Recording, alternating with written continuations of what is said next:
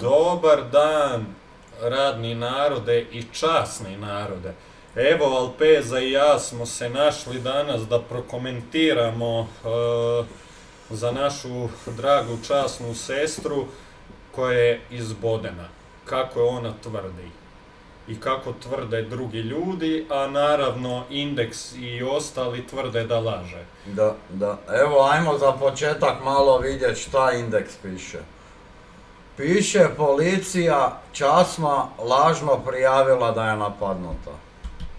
Pa to je jel to zanimljivo tebi, Alpi? Pa je, ne znam, meni je to full navučena priča. Meni isto ko 40-ih, 70-ih kad Piše kad su govorili da su se bacale same u jazovke. Piše, nakon kriminalističkog istraživanja utvrđeno je da je 35-godišnjakinja sama sebi nanijela ozljedu nožem koji je prethodno kupila u trgovini u Zagrebu. Znači još imaju dokaze kao da je ona kupila ili indicija. Da. Znači, ne bi to bez veze rekli. Da. Uglavnom piše, bit će kazneno prijavljena, policija došla do operativnih saznanja, bla bla bla, demantiraju navode pojedinih medija, širila se informacija da ju je napao strani radnik ili migrant. Eto, vidiš ti to.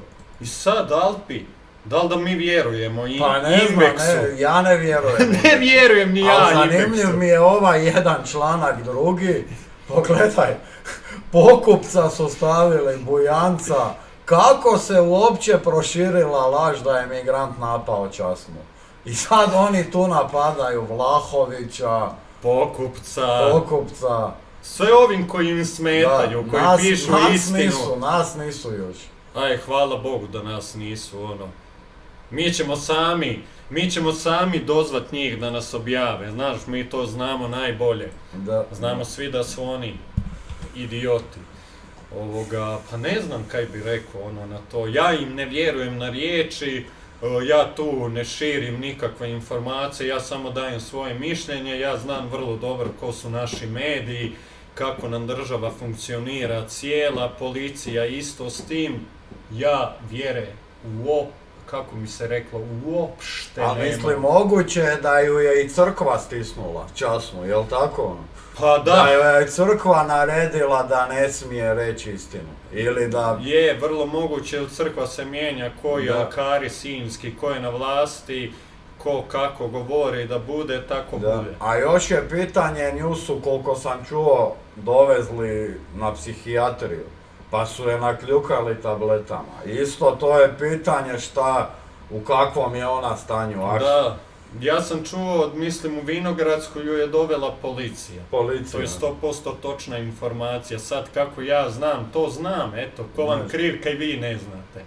U Vinogradsku je dovela policija, čak mi je pročitano sve šta je bilo tamo, šta je rekla časna, kako ju je došao s leđa, kako ju je išao uboz 2 puta, pa ju nije ubao, pa ju je 3. put ubao, pa je ona otišla, pa je skužila na sebi da je ubodena, pa je zvala policiju ili tako nešto i došla u pratnji policije u Vinogradsku bolnicu. Dobro, kaj nije prvo bilo da je otišla do samostana natrag sama?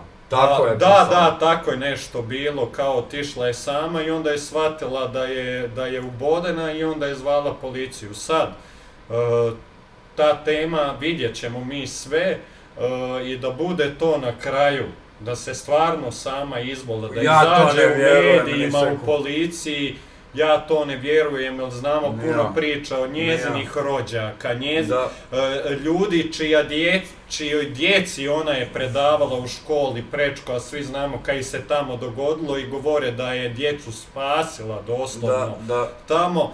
Tako da... Ona je predavala u razredu gdje je dječak ubijen prošle godine, nakon toga. Tako da ja baš preveliku nadu i vjeru ne dajem u naše medije, jer znamo svi da naši mediji stalno lažu i pišu lažne informacije, ali se štite, nekako se štite, ali ja bih sve pozatvarao, stari moj. Oni stalno rade pobune tu, pišu lažne informacije, pišu i o nama su pisale lažne informacije koje uopće nemaju veze o ničemu što oni pišu, ali eto mi ih nismo tužili zato kad mi nismo jazavci i jadnici kao što su oni. Mislim, kaj bi ja rekao dalje? Da. Narodni reporteri ne vjeruju ni policiji ni novinarima i to je to. To je naš komentar. Mi samo vjerujemo u prvog hrvatskog predsjednika doktora Franju Tuđmana. Da. A pošto njega nema... Onda ne vjerujemo nikome više nego sami sebi i što mi dobivamo. A kao što i vidite, pogledajte kako su dobre ove takozvane Franc naočale. Ali mi živimo Franca i idemo po njemu, tako da... Da je Franjo živ, ne bi mi nikakve migrante imali, jel' ne tako? bi ništa imali, stari moj, nego bi mi tu radili svi, sve bi bilo kako spada. Ali čekaj da se sad jave u komentare ovi kreteni koji će reći 200 obitelji Ubio Paradžika Kraljevića. Kakve Kraljević ima veze s nama, bog te, lik je bio u armiji BiH, htio je spojit Balije i Hrvate, ono, ba kaj ste vi glupi, ono, ko stupovi. Dobro, ajmo Ivo se vratit na ovu temu. Ajmo se vratit na ovu temu, znači, ne znam, a kaj imamo više reći, osim da mi kao narodni reporteri mislimo da lažu. Mi ćemo probat doći do te časne, evo, to ćemo probat. Sad ona je negdje na psihijatriji zatvorena, ne znam dio, tak sam skužio. A svi znamo da kad se kljukaju ljudi sa tabletama koji trebaju psihijatrijsko liječenje, pa se sa takvim tabletama ih kljukaju, svi znamo da iz njih jako lagano izvući lažne priče i nagovoriti ih da pričaju što uopće oni nemaju pojma da su rekli. To najbolje zna Ivana Kekin, jer ih ona sama oko roka. I to je, ne znam, meni je ovo katastrofa, ne znam kaj se boje nečega. Boje se pustit, na primjer, ako je ovo istina, kaj se boje pustit da se to stvarno dogodilo.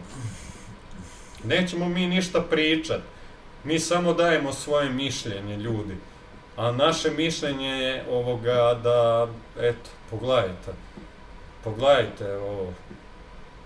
Znači, mi svi lažemo. Dobro, aj nek se ispostavi da lažemo. A koliko ovi lažu, to je show. Čekaj, slovenska privatna televizija.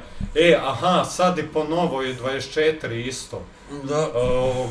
Slovenska privatna televizija, a kao 24 sata, Nova TV, i ovi nisu privatni u Hrvatskoj. I oni su isto to objavili, oni su čak objavili da se za napad sumnjiči 26-godišnji ilegalni imigrant. Da, i to ja mislim da je Afganistanac, da su pisali. Pa ne znam sad šta je točno, mi sad govorimo šta su objavili. Pa ne, pa to su pisali, govorimo. Ali otkud njima te informacije? Mislim. Evo ti. 26-letni afganski ilegalni marinac. Ne znam otkud, ali očito neke informacije su kolale, ne vjerujem da bi oni sam tak izmislili. Ali meni je najjače od svega kad su napisali privatna kuća, kao da oni nisu svi privatna kuća i 24 časa i Imbex. Pa kao nisu državno vlasništvo, kao ako su državno pišu istinu. Pa frende niste ni vi državno vlasništvo, nego ste Imbex, 24 časa i sve to privatno isto, bog te. Evo, Indeks sad poziva da se sve nas kazneno prijavi. Uglavnom Bujanca, Vlahovića, Pokupca, Rotima isto. I Rotima. Jedva čekam da Rotim sad izbaci video gdje će ih popljuvat. Dobro, nas nisu tu spomenuli.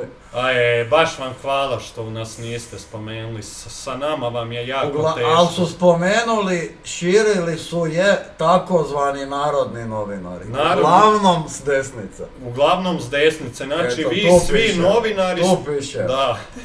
Vi svi novinari ste koji ste desnog spektra, narodni novinari, vas treba poubijat sve. Vi širite samo laži, dok ovi ljevičarski ološ novinarski širi istinu, kao što su i u Jugoslaviji širili. Da. Pa ne znam šta bi ja rekao. Ali čekaj, koliko put novinari znaju objaviti lažnu vijest? Frende, pa... Svaki pa dan svaki imaš dan. bar 5 lažnih vijesti Da, na indeksu. ma joj. Ili nešto malo nadodaju. Pa nisam vidio da su oni kazneno odgovarali za to ikad. I da ih je iko tražio, odnosno i tužio da kazneno odgovaraju. To sve ti može govoriti da su oni mali pacovi koji hoće nas kao naštetiti ovim Pa eto, desnim i prošle novinarima. godine su mene optužili da stojim iza onog profila. Ne možemo, ili Ne kako? možemo, ja stvarno ne stojim iza njega, jesam surađivao, pa ne vidim da su kazneno odgovarali radi toga. Da. Na primjerom. Nisu, zato što nisi podnio prijavu Pa protiv dobro, njih. pa nismo mi takvi. Pa nismo znači. mi takvi lešinari. Ja. Neka oni samo pokazivaju. Ništa ljudi, to. samo hrabro, ne dajte se zastrašiti. Ne dajte se zastrašiti, nemojte se nikad novinarima ovim Nikad. našim novinarima isto iz u privatnom vlasništvu, ne dajte se da vas zastraše i nemojte im se nikad ispričavati. Pozdrav od narodnih reportera, idemo dalje u borbu za Hrvatsku, a ne za neku njima dragu Jugoslaviju. Evo im je. Tako je, pozdrav.